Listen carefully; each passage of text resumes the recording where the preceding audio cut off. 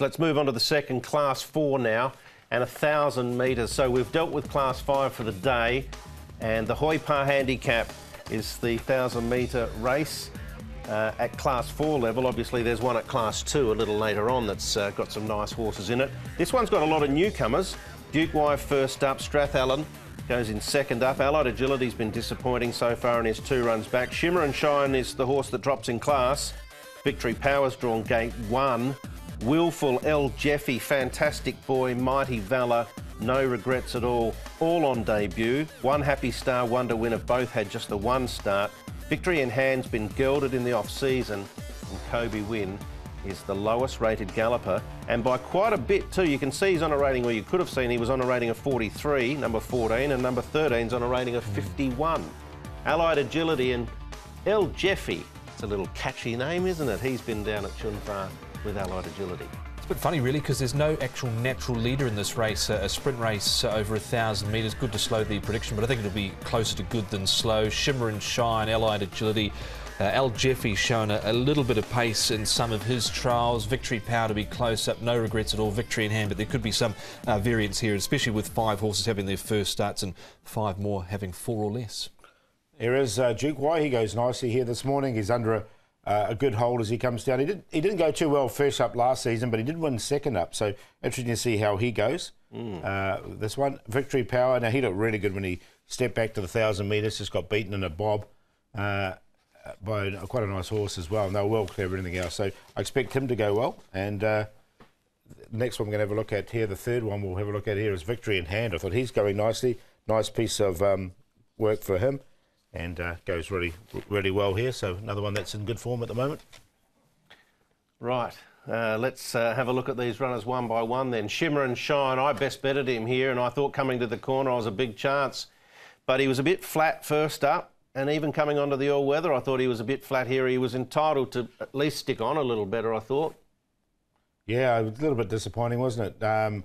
When he hit the line. He has bled before this horse. I wonder if there's a question mark there. But one thing in his favour is he has won down the straight 1,000 from his 2 starts. He has, and I'm going to tip him on top for that reason. There's not, well, the speed map shows there's no natural leader here. He'll be up on the pace. He'll put himself in at Joe Moreira, Casper Founds. I think he's a live chance in the race course and distance record and the class record. I'm going the other way. I thought he was poor there, really, considering the run he had. I thought he'd be much better second up. He had a good second up record, but maybe back in trip and change of service. I'm going to shop elsewhere. Allied Agility, this was a really good win on the day. And Victory in Hand ran well. He's been gelded in the off-season, but Allied Agility has not backed this up. No, I thought it was worth probably showing this because he's just been poor since. He had a run at Happy Valley last time out, beaten 4.5. He actually returned lame left front. He was a little bit wide throughout, so he had some excuses. Well, this is the question. He was lame, and then he over-raced, and then he was lame, and they're the 3 poor runs. When everything went right, he got it done over Super Junior. You giving him another chance, Paul? No. No, you're done? I just don't like his pattern, really, the way he's sort of on the downward. But look, there's obviously ability there, but I just know if he's 100... That's change a rider as well. Yeah. Something's got to happen to recapture that form, that's for sure. Douglas White, normally we're hearing from him as a jockey. Let's hear from him as a trainer.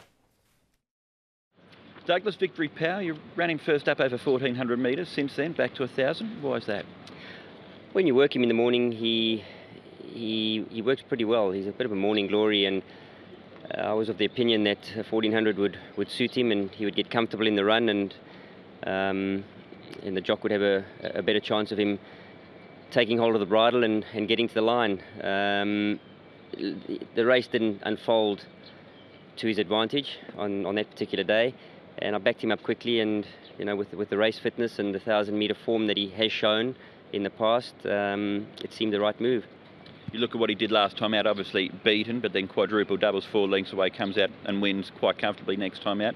Those form lines, do they give you confidence going into Saturday with him? Certainly does. I mean, form lines like that, I used to study a lot of form, and you'd seem pretty happy with the form leading into the race.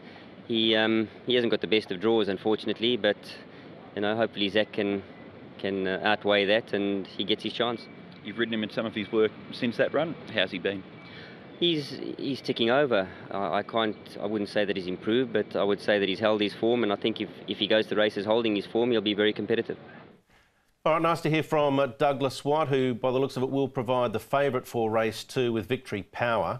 Now, there's a handful of debutantes. We could have focused on all of them to some extent, but it would have taken too long to cover all the trials and track work. But El Jeffy, I've branded him that anyway, might be the most interesting. Little steel grey fellow by Bernardini.